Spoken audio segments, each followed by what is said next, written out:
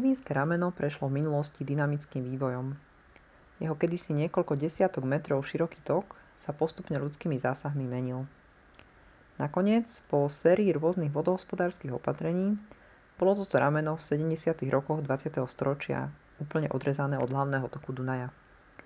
Podobný osud, žiaľ, postihol takmer celý ramenný systém Dunaja na území Slovenska.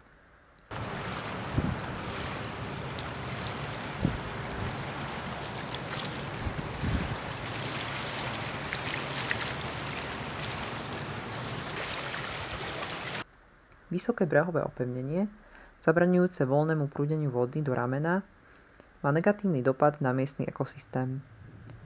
Dunajské ramená mali v minulosti veľký význam aj z hľadiska výskytu množstva druhov rýb. Nachádzali tu kľudné miesta na rozmnožovanie.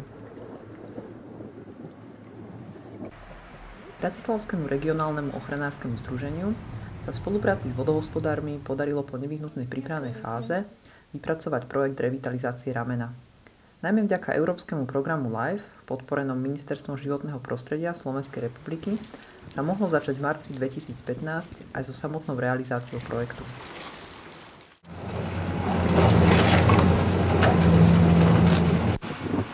Práce prebiehali na vtokovej časti a na vyústení ramena do Dunaja. Brehové opevnenie bolo postupne odstránené v šírke takmer 30 metrov a koryto bolo v nevyhnutných častiach prečistené od sedimentov a naplavením.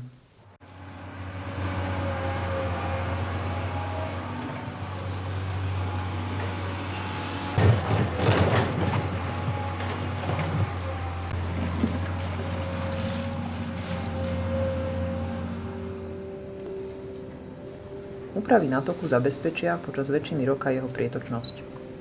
To výrazne zlepší podmienky pre život viacerých druhov živočíchov. Voda prinesie so sebou život nielen priamo do obnoveného ramena, ale naplavené živiny budú prínosom aj pre chránený lužný les v jeho okolí. Revitalizácia prispieje tiež k zlepšeniu kvality zdrojov pitnej vody na Slovanskom ostrove, ktorý zásobuje veľkú časť Bratislavy a priľahlé okolie.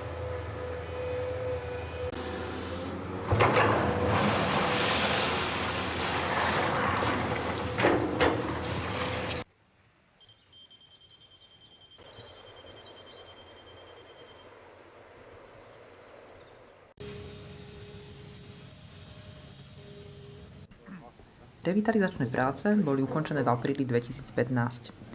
Odstránené boli posledné bariéry na vtoku ramena, brániace voľnému prúdeniu vody. Devínske rameno sa prinavrátilo do svojej prirodzenej podoby. Môže opäť naplno plniť svoju funkciu a byť plnohodnotnou súčasťou dunajského ekosystému.